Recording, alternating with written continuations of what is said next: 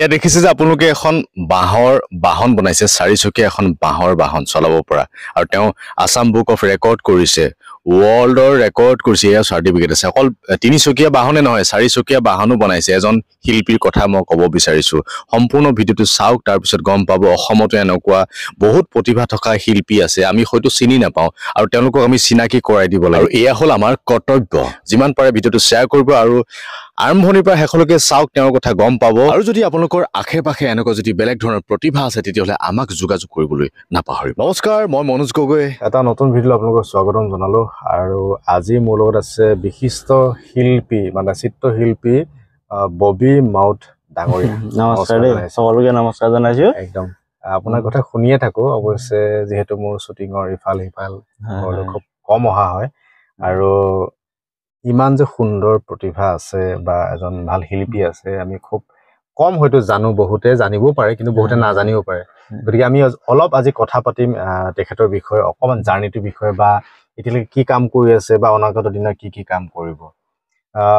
প্ৰথমতে আপোনাৰ পৰা জানিম আপোনাৰ ঘৰ, মানে ঠিকনা। আমাৰ ঘৰ খোৱাঙী শিলপুটা হয়, ডিষ্ট্ৰিক্ট ডিব্ৰুগড় হয়।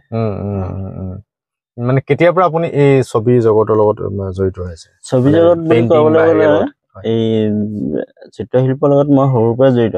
একেবাৰে সৰুতে ক্লাছ 3 মানৰ পৰা মই চিত্ৰশিল্প অংকন কৰা।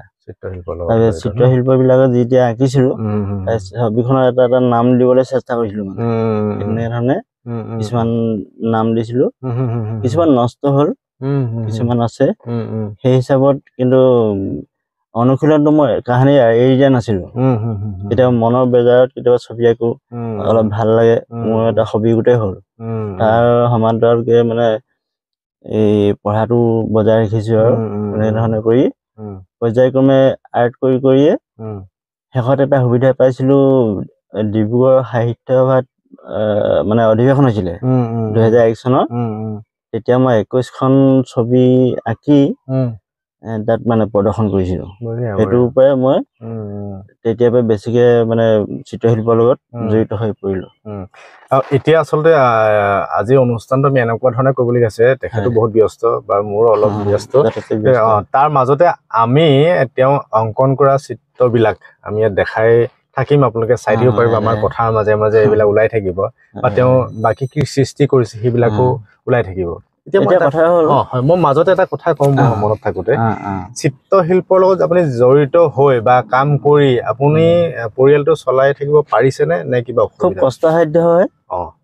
কষ্টসাধ্য হয়। নিজৰ মানে চিত্ৰশিল্পৰ লগত সিমানকে হেৰি নহয়। তাৰ উপৰি মই ভাস্কৰ্য বনাও দেই। হয় নেকি? নিজৰ কথাটো জহ কৰিবলৈ বেয়া নহয়, কিছুমান বস্তু কি হয় আচলতে, আপোনাৰ কিছুমান কাম আমি নাজানিব পাৰো, বা মই নাজানিব পাৰো, বা বহুতে নাজানিব পাৰে। সেই কাৰণেই আচলতে আমি আজি ভিডিঅ'টো বনালো। হয়, মই আচলতে প্ৰকৃততে মই চিত্ৰশিল্পী হিচাপেহে চিনাকি দিওঁ। য'তে হলেও কিবা কৰি আছে বুলি ক'লে মই পেইণ্টিঙৰ লগত মানে জড়িত বুলি কওঁ। তাৰপিছত বাকীখিনি তাৰমানে একাদিক্ৰমে যায়গে আৰু কথা প্ৰসংগত তেনেকুৱা হয়। এতিয়া বৰ্তমান মই চিমেণ্টৰ কাম লাগি আছো, ভাস্কৰ্য কাম। তেনেকে ধৰণে গৈ আছে লাহে লাহে। হয় হয়, তেখেতৰ কিছু ফটো ক্লিপছ আমি ইয়াত লগাই দিম, আপোনালোকে চাই থাকিব পাৰিব, চাব বাৰু। আৰু এতিয়া ধৰি লওক আপোনাৰ ধৰি লওক স্কুল কিবা এনেকুৱা ধৰণৰ আছেনে এই চিত্ৰশিল্প? আৰ্টৰ চিত্ৰশিল্পলৈ এতিয়া বৰ্তমান শিৱসাগৰ ডিষ্ট্ৰিক্টৰ ডিমৌ নেতাপুখুৰীত এখন স্কুল চলি আছে। আমি 3জন শিক্ষক আছো। 3জনৰ ভিতৰত এই অভাজনো এজন। নেতাপুখুৰী স্বৰ্গম সংগীতালয় বুলি স্কুল এখন আছে, তাৰ মানে শাখা হিচাপত আমাৰ চিত্ৰশিল্প কোৰ্চটো আছে। আৰু কিমান ল'ৰা ছোৱালী ইয়াতে আছে? প্ৰায় 100 মান আছে নেকি। থাকিব লাগে। মই শুনাত আপুনি বহু বছৰ আগতে কিবা এখন অটো ৰিক্সা নে কিবা এখন বনাইছিলে, সেই বিষয়ত অকমান জনাব নেকি? তাৰমানে কথাটো এনেকুৱা হ'ল, কিবা এটা উদ্ভাৱনী মনোভাৱ এটাও ৰাখিছিলো।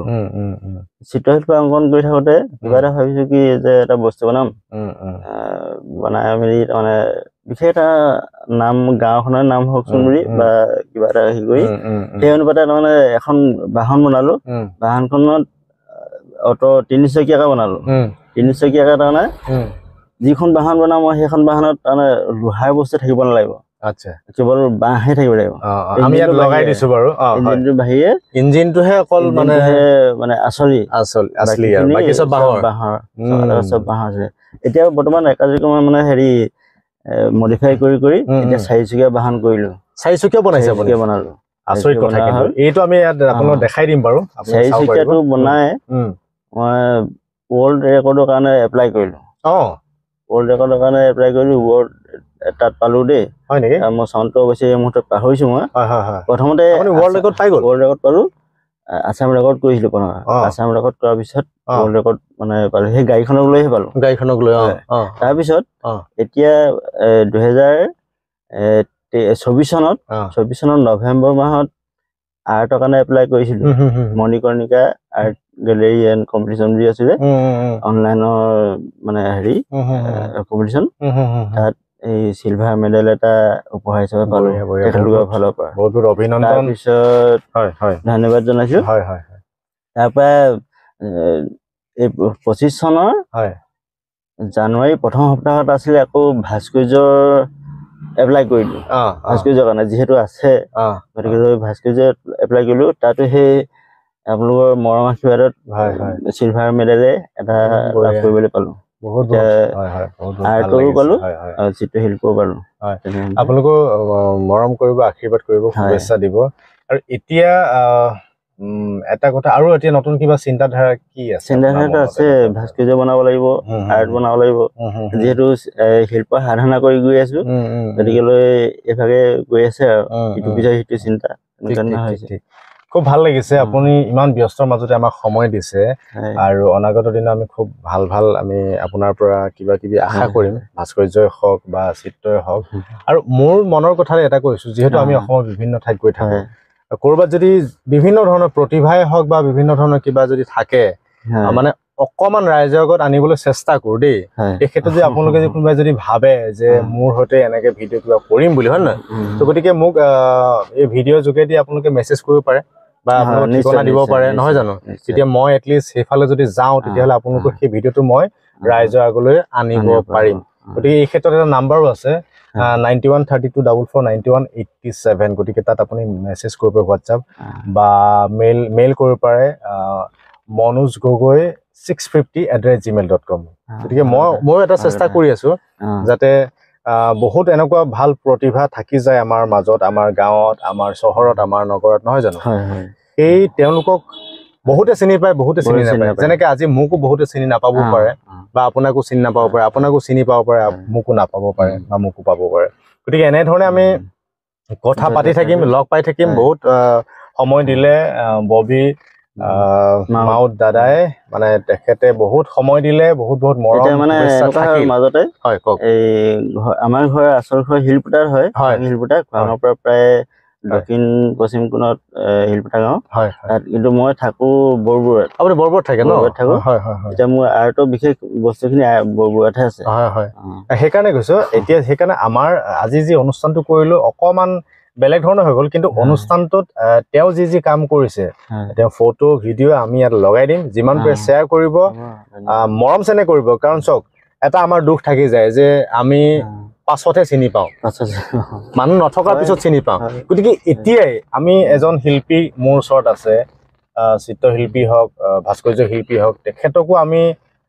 বহুতৰ আগত আমি আগবঢ়াই দিব পাৰোঁ চিনাকি কৰাই দিব পাৰোঁ গতিকে তেওঁৰ কাৰণেও সুবিধা হ'ব আপোনালোকৰ যদি কিবা ভাস্কৰ্যই হওক বা চিত্ৰ যদি কিবা আঁকিব লাগে মানে অংকন কৰিব লাগে তেতিয়াহ'লে আপোনাক যোগাযোগ কৰিব পাৰিব নহয় জানো আপোনাৰ নাম্বাৰ চাম্বাৰ আছে দি দিব পাৰে হ'ব বাৰু এইটো কোনো আপোনাৰ বা মোক যদি যোগাযোগ কৰে মই তেখেতৰ নাম্বাৰটো দিব পাৰিম বহুত ভাল লাগিল ধন্যবাদ হয় হয় কিবা খবৰ ৰাইজক অসমবাসী নানা জাতি উপজাতিৰে ভৰপূৰ অসমীয়া জাতিটোৰ সকলো বাই ভনীলৈ মোৰ ফালৰ পৰা তেওঁলোকৰ শুভেচ্ছা আৰু কৃতজ্ঞতা জ্ঞাপন কৰিছো এই ভিডিঅ'টো চোৱাৰ বাবে হয় সেইখিনিকে আৰু সাধাৰণতে ভাল লাগিল বহুত সময় দিলে যদি মনোযোগী পেজটি প্ৰথম চাইছে তেতিয়াহ'লে ফ'ল' কৰিব নহয় জানো যিমান পাৰে ভিডিঅ' শ্বেয়াৰ কৰিব যদি মনোযোগী MGB ইউটিউব চেনেল চাইছে ছাবস্ক্ৰাইব কৰিব আজিলৈ আৰু ভাল লাগিল ধন্যবাদ সকলোকে ধন্যবাদ ধন্যবাদ